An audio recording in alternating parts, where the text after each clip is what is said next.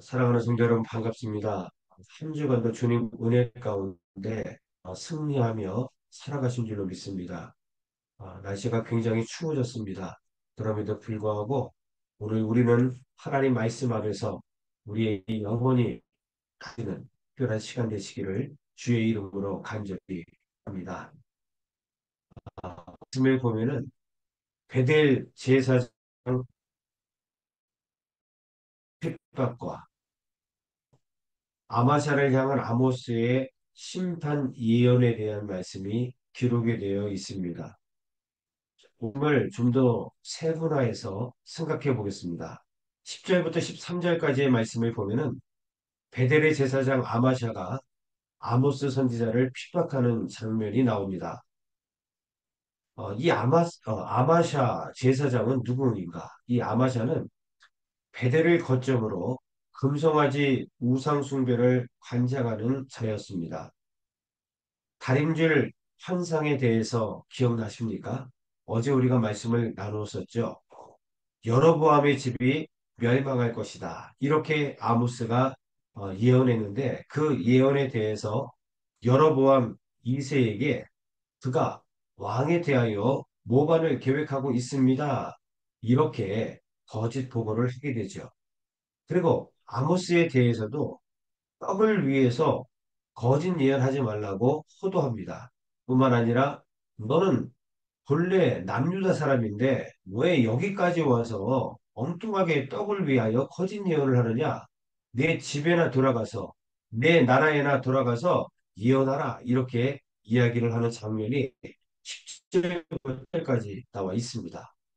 14절부터 17절의 말씀을 보면은 아마샤 제사장을 향한 아모스의 변론 및 여호와의 심판을 선포하는 장면이 나옵니다. 자신의 예언이 떡을 위한 거짓 예언이라고 호도한 데 대하여 자신은 충분히 생계를 유지할 수 있음을 밝히고 있습니다. 그는 본래 선지자도 아니었고 선지자 가정이나 아니면 선지자의 자녀도 아니었다고 합니다. 목자였다. 그리고 뽕나무 열매를 재배하는 농부였다. 그러니까 사실은 학자들은 대부분 어느 정도 부유하게 살았기 때문에 생계를 걱정할 그러한 사람은 아니다. 이렇게 생각하고 있었다는 거죠. 그러니까 떡을 위해서 거짓 예언을 한다. 이것은 아니라는 겁니다. 나는 먹고 살 수 있다. 지금 그 부분에 대해서 변론을 한 겁니다. 그리고 내가 예언을 하는 것은 하나님 명령을 명백하게 선언하고 있지. 10, 5절 보니까 양떼를 따를 때 여호와께서 나를 데려다가 여호와께서 내게 이르셨다. 이렇게 말씀하고 있습니다. 본인은 그저 본인의 일에 충성을 다하고 있을 때, 최선을 다하여 사역하고 있을 때에 하나님께서 나를 부르시고 나를 데려다가 예언자로, 선지자로 삼아 주셨다. 이렇게 어, 밝히고 있는 겁니다. 그리고 이후에 결국에는 이 아마샤에 대한 예언을 하게 되는데 그의 가문이 소멸이 되고 그의 가정도 무너질 것이며 그 또한 이방 땅에서 비참하게 죽게 될 것임을 예언하고 있는 내용이 오늘 전반부의 내용입니다. 사랑하는 성도 여러분, 오늘 우리는 이 말씀 앞에서 거짓 제사장과 참 선지자의 모습을 발견하게 됩니다. 아마샤는 금송아지를 섬기는 그리고 그 모든 것들에 대해서 권장하는 사람이었습니다. 거짓 제사장, 거짓 선지자였다는 거죠. 그러나 우리가 잘 알고 있는 것처럼 하나님께서 세우신 아모스, 그는 참 선지자였습니다. 거짓 제사장, 거짓 선지자와 참 선지자의 차이점은 무엇일까요? 첫 번째로 아마샤는 사람 중심의 사역을 했습니다. 여로보암 2세에게 그는 딱 달라붙어서 그에게 달콤한 말만 그렇게 하면서 사람 중심의 사역을 했던 것을 봅니다. 그런데 참 선지자 아모스는 어떻게 했습니까? 적이 많았던 거예요. 왜냐하면 하나님 중심의 사역을 했기 때문에 뭐 이 사람이 기분 좋든 기분 좋게 하든 아니면 뭐 실망하든 그게 중요한 것이 아니라 본인은 하나님께서 세우신 선지자이기 때문에 하나님의 말씀만을 대언한 그런 모습을 여기서 보게 됩니다. 여러분 늘 칭찬의 말이 사람을 살리는 것은 아니잖아요. 정확하게 때로는 징계도 하고 정말 꼭 해야 할 말들을 해야 하는 거죠. 그러나 아마샤는 듣기에 좋은 말만 이렇게 행하는 그런 모습들을 보게 됩니다. 이것이 거짓 제사장들의 특징입니다. 하나님께서는 참 선지자들을 통해서 북이스라엘과 남유다에 대해서 예언하셨죠. 너희가 돌아오지 않으면 무너질 것이다. 멸망하게 될 것이다. 듣기 싫었습니다. 그러나 이 거짓 제사장과 거짓 선지자들은 아니다. 하나님께서는 소원해 주실 것이다. 늘 그렇게 이야기한단 말이죠. 그러나 결국 어떻게 됐습니까? 아수르에 의해서 북이스라엘이 멸망당하고 바벨론에 의해서 남유다가 멸망을 당했습니다. 하나님의 말씀만을 그대로 증거하는 참 선지자 아모스의 모습을 발견하게 됩니다. 거짓 제사장은 사람의 시선만을 의식합니다. 오늘 보십시오. 13절 말씀을 보면은 이런 말씀이 있죠. 다시는 베델에서 예언하지 말라. 이는 왕의 성소요. 성소는 하나님의 성소지 왕의 성소가 아닙니다. 사람의 시선을 의식하는 이러한 거짓 선지자의 모습을 보게 됩니다. 나라의 궁궐임. 여러분, 이 나라도 하나님의 나라 아닙니까? 그런데 사람 중심, 그리고 사람의 시선을 의식하는 사람들은 결국은 사람을 위해서 사역을 하고 잘못된 길로 빠질 수밖에 없음을 보게 됩니다. 그런데 하나님의 참 선지자는 성소는 하나님의 성소, 하나님의 성도, 그리고 하나님의 나라, 결국 하나님 중심적으로 이 모든 것들을 해 나가는 것을 보게 됩니다. 여러분, 우리 또한 오늘 이 말씀 앞에서 나는 거짓된 성도인가 아니면 참된 성도인가를 분별할 수 있을 것입니다.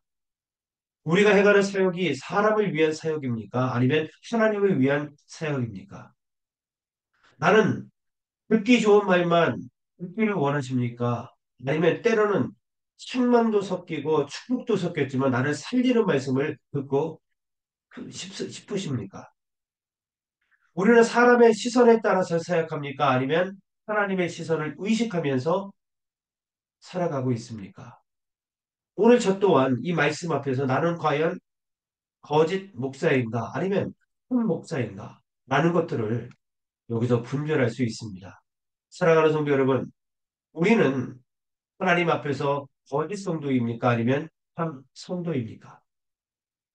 두 번째로 오늘 말씀을 통해서 오늘 아모스는 하나님의 부르심 앞에 순종하는 데에서 사명이 시작되었음을 고백하고 있습니다. 오늘 14절과 15절 말씀. 아모스가 아마샤에게 대답하여 이르되 나는 선지자가 아니며 선지자의 아들도 아니라 나는 목자요 뽕나무를 재배하는 자로서 자 14절은 뭐라고 얘기합니까? 본인은 선지자도 아니고 선지자의 아들도 아니었다는 거죠. 단지 목자였고 뽕나무를 재배하는 농부였다고 이렇게 고백을 합니다. 그런데 15절에 보니까 양떼를 따를 때에 여호와께서 나를 데려다가 여호와께서 내게 이르시기를 가서 내 백성 이스라엘에게 예언하라 하셨나니 이제 너는 여호와의 말씀을 들을지니라 이러면서 쭉 나가는데 결국 하나님께서 뽕나무에서 뽕잎을, 뽕열매를 재배하는 아모스를 부르셨을 때에 그는 순종했고 하나님께서 명령하신 부분을 순종하며 나아가서 결국은 선지자의 사역을 시작하게 되었다. 이렇게 지금 고백하고 있는 겁니다. 양을 치고 있을 때에 여러분 주어진 삶에 최선을 다하고 있을 때에 하나님의 부르심은 분명히 있을 것입니다. 꼭 내가 뭐 교회와 관련된 사역을 했을 때만 부르심을 받는 게 아니죠. 우리 모든 성도님들이 하고 있는 그 사역은 하나님의 사역입니다. 나를 위한 사역이 아니라 우리가 어디에 서 있든지 지금 내가 하고 있는 모든 일은 주를 위한 사역입니다. 하나님께서 나에게 주신 사명입니다. 우리가 이 사역을 잘 최선을 다해서 감당하고 있을 때에 우리 하나님께서는 우리를 부르십니다. 그리고 그 부르심 가운데에 우리가 순종할 때에 사명의 길이 시작이 되는 겁니다.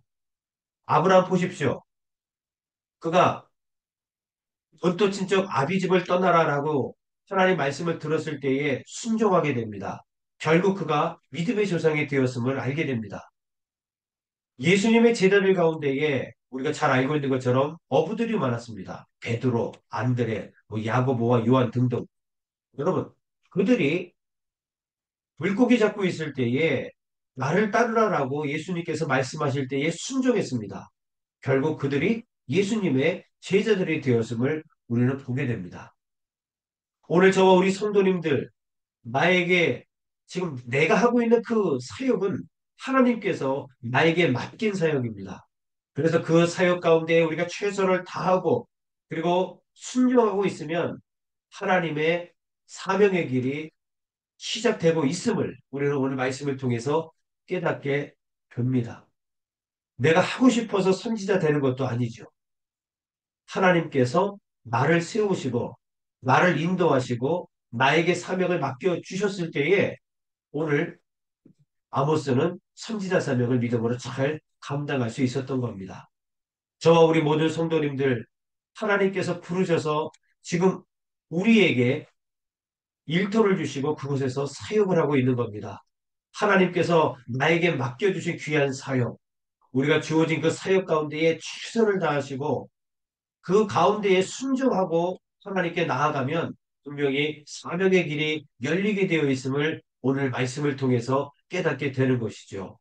오늘 바깥에 보니까 굉장히 춥더라고요. 그리고 바람도 많이 붑니다.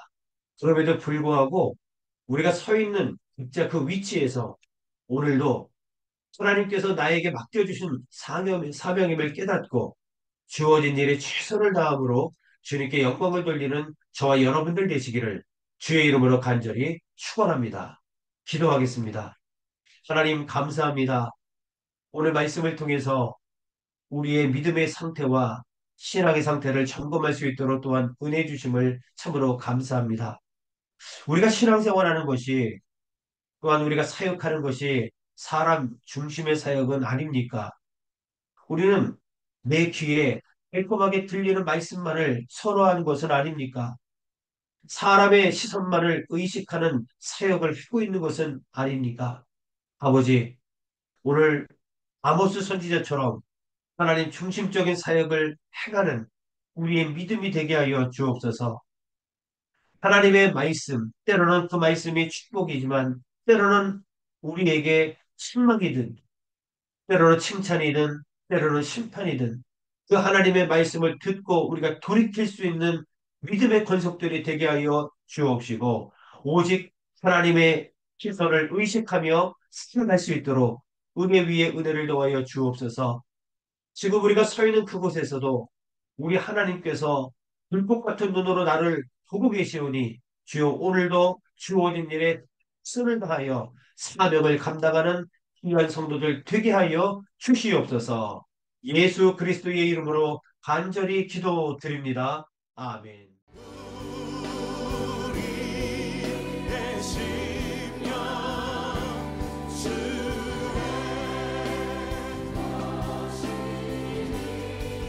남은 당신의 영상 당신의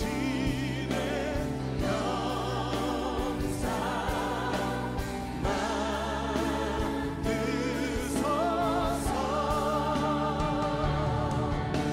주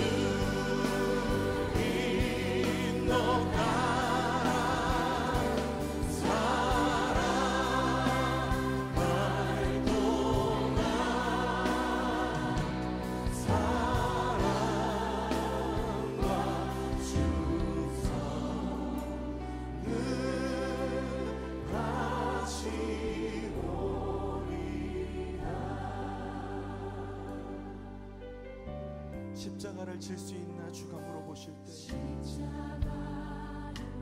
질 수 있나 주가 물어보실 때 죽기까지 따르오리 저를 오늘 우리에게 묻고 계십니다. 십자가를 질 수 있나 주가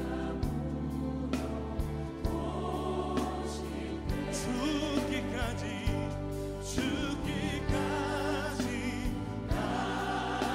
따르오리 저들 우리의 심령 주시니 우리의 심령 주의 것이니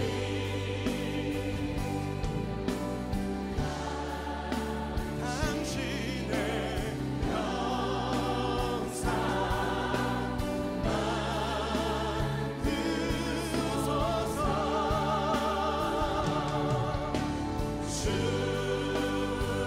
주님도 따라 살아갈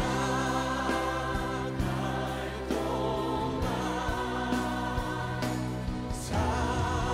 사랑과 충성 우리 주님의 십자가를 바라보며 함께 기도합시다. 죽기까지 순종하신 십자가의 그 길 이제 우리에게 맡겨주신 십자가를 지고 주님을 따르겠습니다. 넘어지고 실패하는 것 같아 보여도 주님께서 보이신 생명의 길을 우리가 따르겠습니다. 우리 함께 결단하며 기도합시다. 주여 하나님 우리를 위하여 택하신 주님의 방법 우리를 위하여 택하신 주님의 길 우리를 위하여 택하신 주님의 길 놀라우신 그 십자가의 길 우리가 따르는 것이 세상의 길이 아니라 아버지가 주신 그 길 이 말씀을 따라 죽음까지도 두려워하지 않으시고 그 뜻을 이루시며 그 길을 가신 아버지의 뜻을 예수 그리스도의 그 십자가의 길을 그 놀라운 길을 우리가 따라가길 원합니다. 이 땅 가운데 십자가의 은혜를 입은 우리가 그 십자가의 은혜로 부르심받은 우리가 하나님 그 은혜로 제자로 부르심받은 우리가 그것으로 우리의 삶을 고백하고 그것으로 우리의 삶을 증명하며 그것으로 하나님께 영광을 돌리며 하나님 그렇게 살아갈 때 하나님의 역사가 하나님의 영광이 우리를 통하여 이루어지는 것을 이 땅의 행복하심을 우리가 보게 하여 주시옵소서.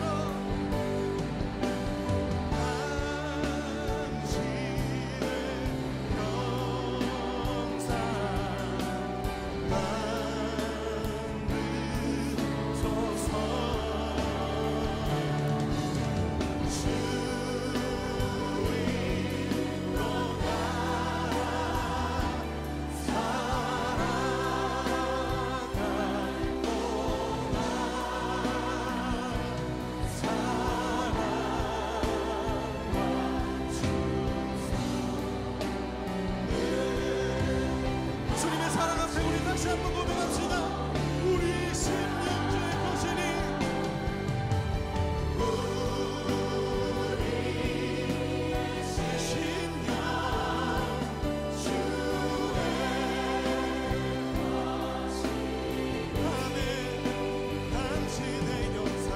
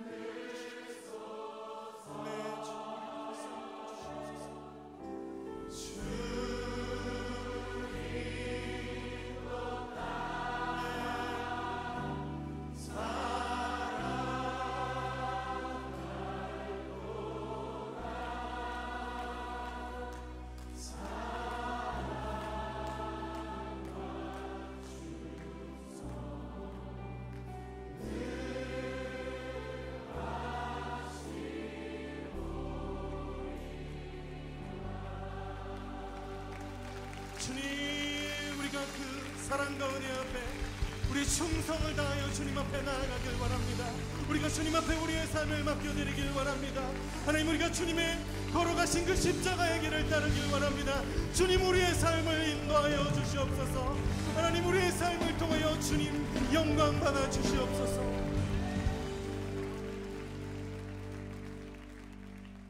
우리 주님 앞에 감사의 박수 올려드립시다.